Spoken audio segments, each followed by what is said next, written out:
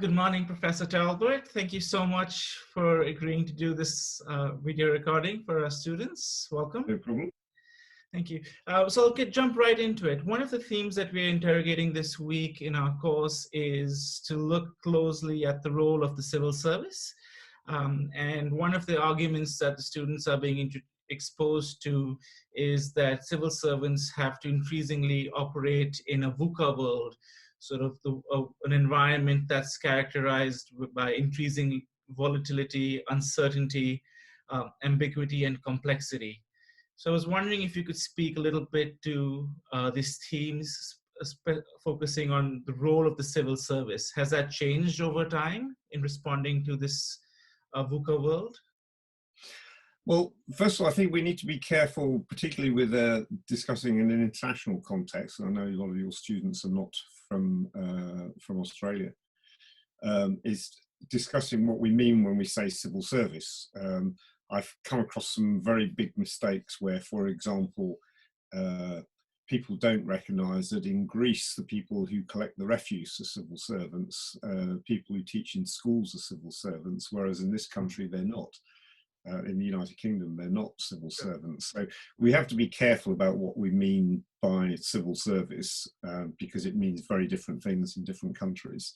So if we're talking about, if you like, the sort of traditional Whitehall model of the civil service, of that part of the public sector that deals directly with government and is the interface between the political leadership of the country and the administrative apparatus of the state, then that's very different from talking about even the civil service in the UK.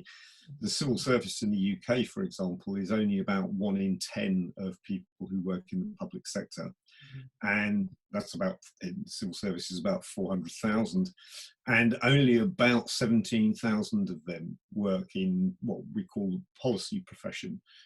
So work with policy, developing policy, interfacing with ministers, all of those sorts of things. So it's a tiny fraction of the overall public sector. So we need to be very careful what we're talking about when we use civil service.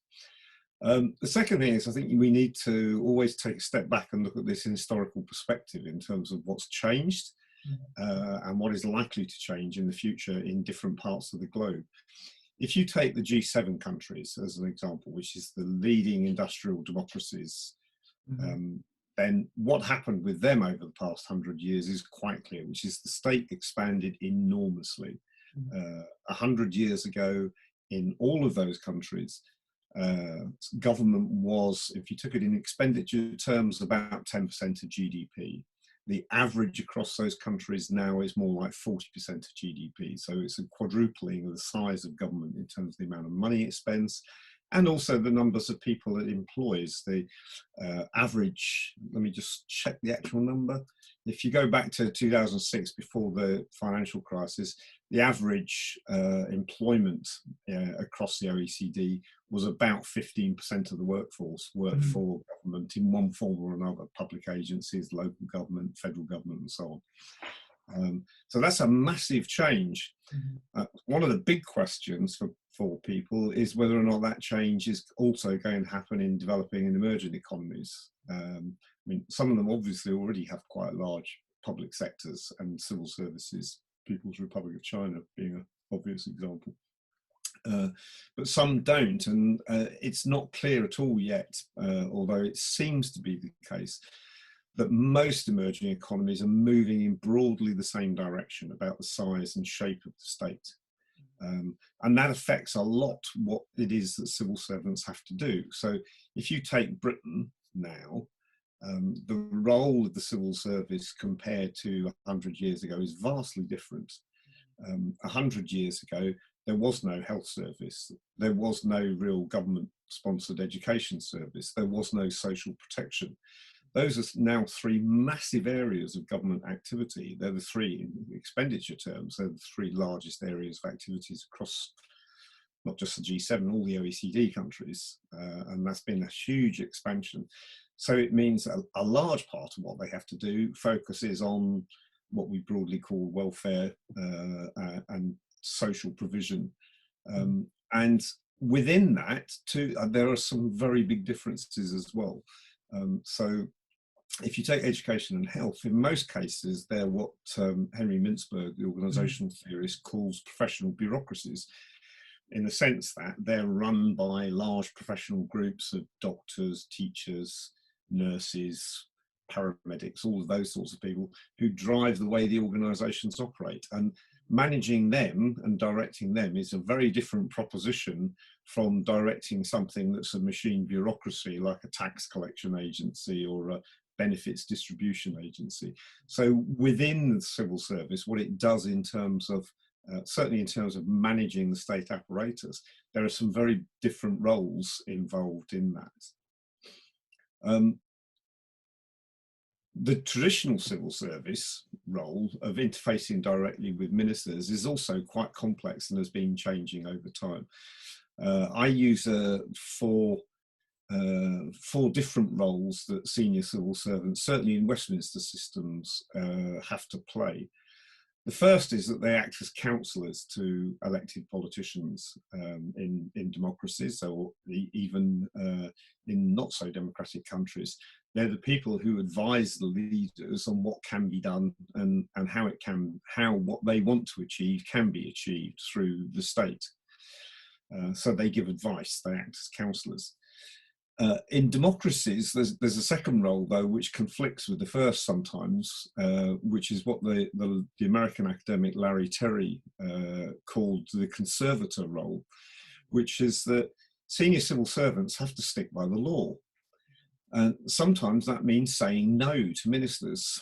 No, you can't do that, minister. And that's a very difficult role for an unelected bureaucrat to be saying to a minister, no, you can't do that. But it's one that civil servants in those positions you have to do all the time, and there's all constant friction between elected politicians and permanent civil servants. And it's one of the reasons, of course, that some government systems have politically appointed senior civil servants, because that gets over some of those problems because they can order them about, although that then generates another set of problems. The third role is that they have to run certain services. And as I said right at the beginning, one of the interesting things is it's a bit of a historical accident which public services are run by the civil service and which are run independently or by state or local governments. So in the UK, prisons are run by the civil service, but schools aren't, hospitals aren't. Collection of most taxes is run by one central agency, but some taxes are collected through local government. Whereas for example, in Denmark, virtually all central taxes are actually collected by local government, does the administration. So there are very different models in different countries about how that works. The fourth role, going back to that point, that running the bits of the public service that are run by the civil service is, again, a very different role. And if you're the Director General of the Prison Service, you're a very different sort of civil servant from somebody who's advising ministers in the Home Office or the Department of Justice now. And the fourth one really relates to the fact that in very few countries is everything in the public sector in the civil service. Even where it is, senior civil servants have to play a big coordination role, that they're not just managing down in silos inside their own organisations. In most circumstances, and this has increasingly become the case, they're also having to manage laterally across a range of different organisations. And in a lot of cases, not just in the public sector, they're also coordinating with third sector and private sector organisations. We can see that at the moment really dramatically with the corona crisis here, where our Whitehall is having to coordinate with large private sector providers of food, to collaborate with private sector manufacturers of ventilation equipment, of drugs, and so on. So, and senior civil servants are having to manage all of those relationships. So it's become an increasingly difficult role. Follow-up question though, because each of these four roles that you've outlined, the consular, the conservator, running agencies, as well as this coordination role. Each of these would require specific sets of capabilities, Yeah. which would be quite distinct to respond to the challenges that each of them face.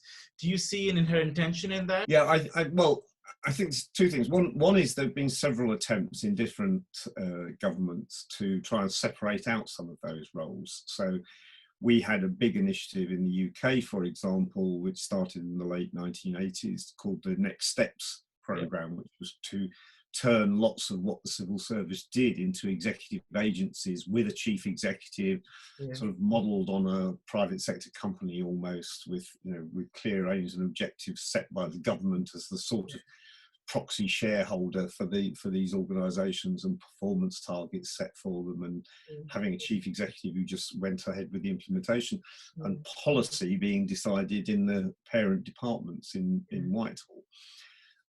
It never really worked.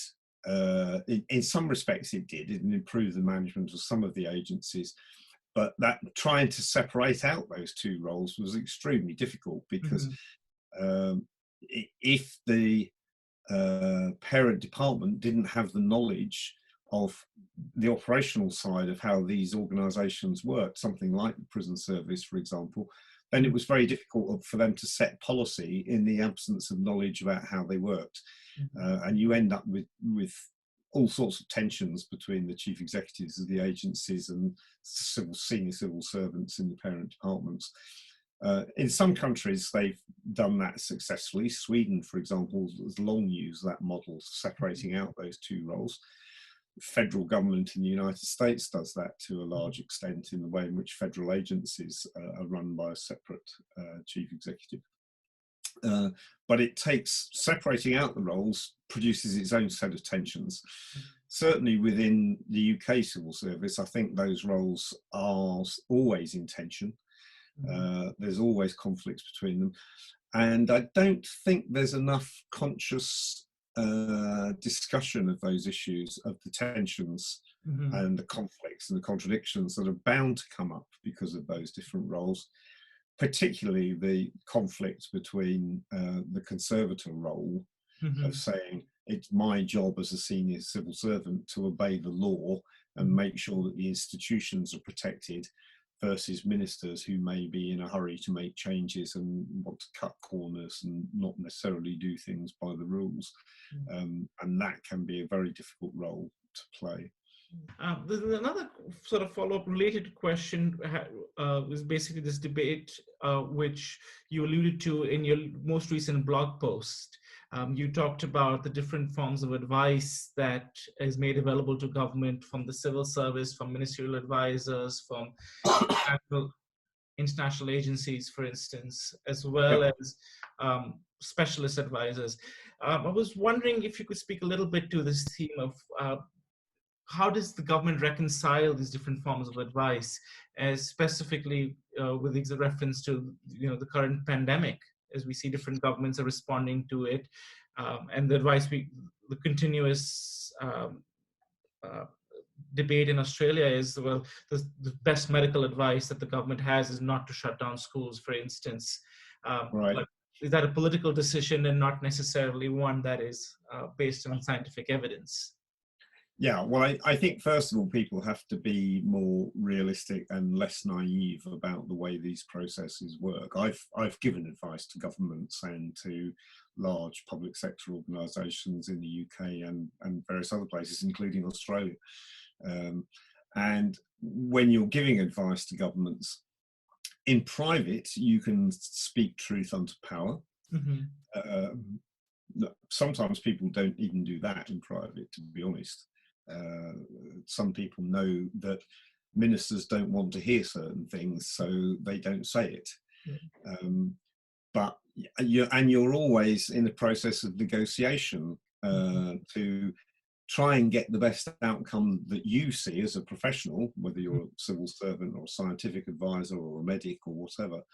You're trying to get the best outcome through a process of negotiation with politicians who've got a whole set of other criteria to think about and pressures upon them. So take the example of shutting things down in the current crisis.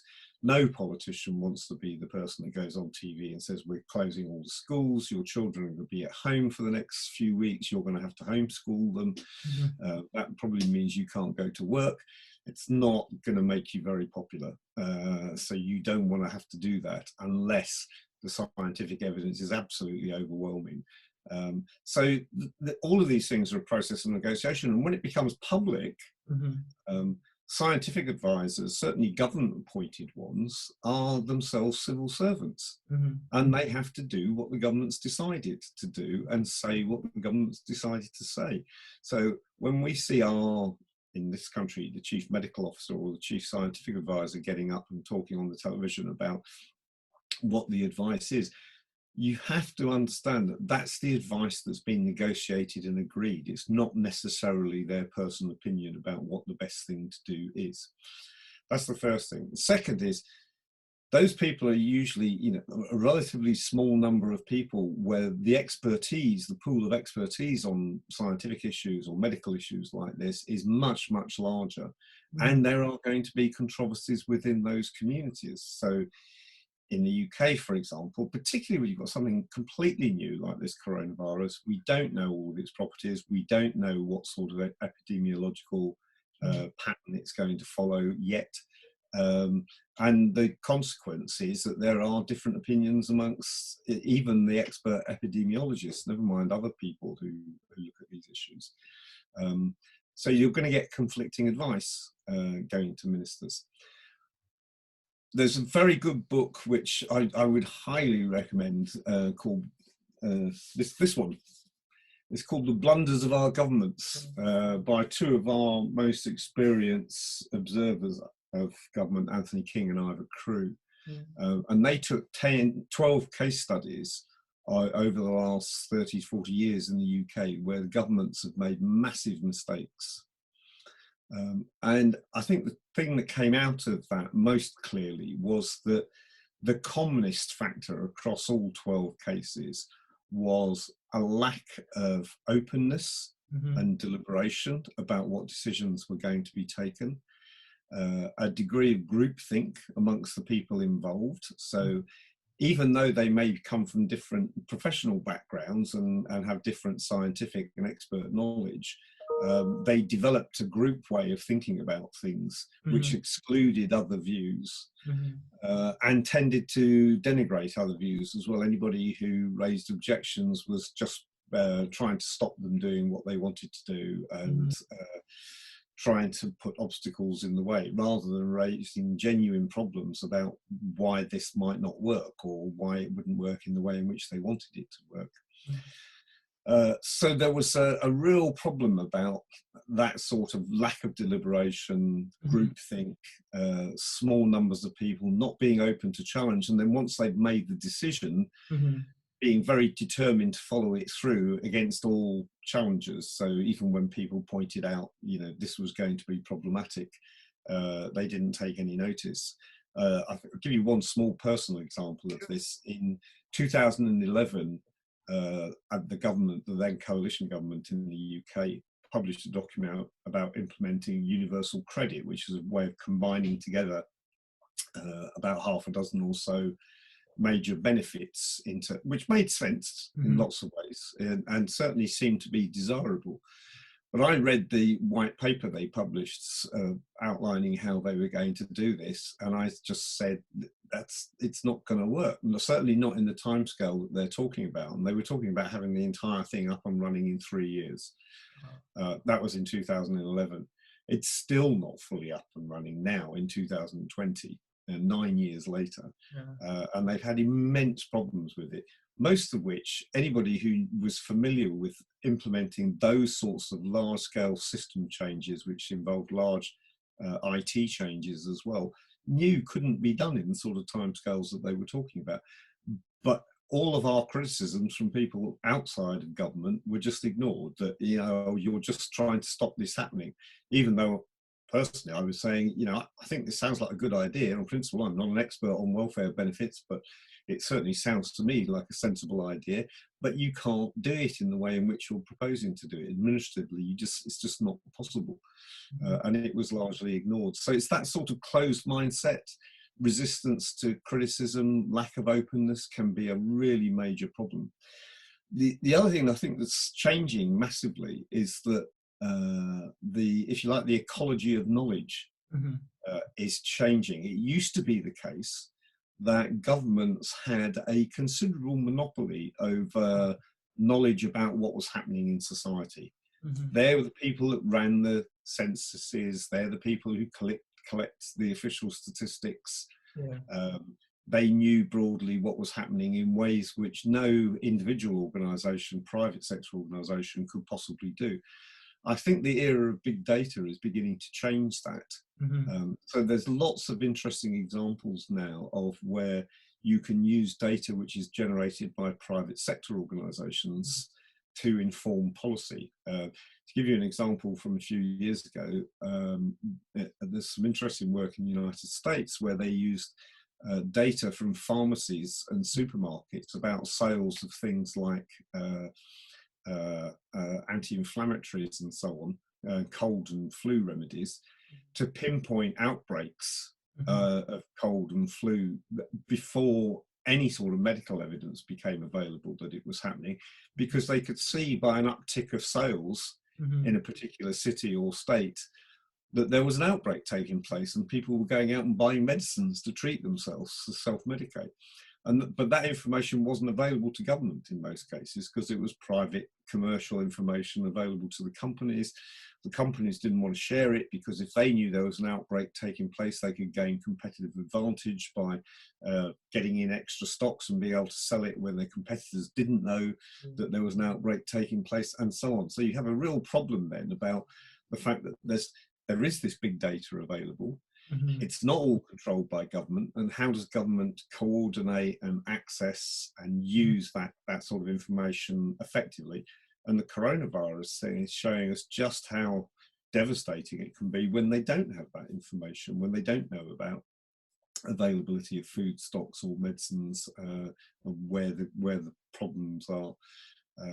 So I think that's changing the way in which governments have to think about what sort of data they can get access to, how they use it, how they can collaborate with particularly private sector competitive organisations that may want to hang on to the information for themselves. And that's something which governments are going to have to tackle in the future to make sure that they can access information, particularly critical information like what's going on at the moment with food supplies in the UK, for example.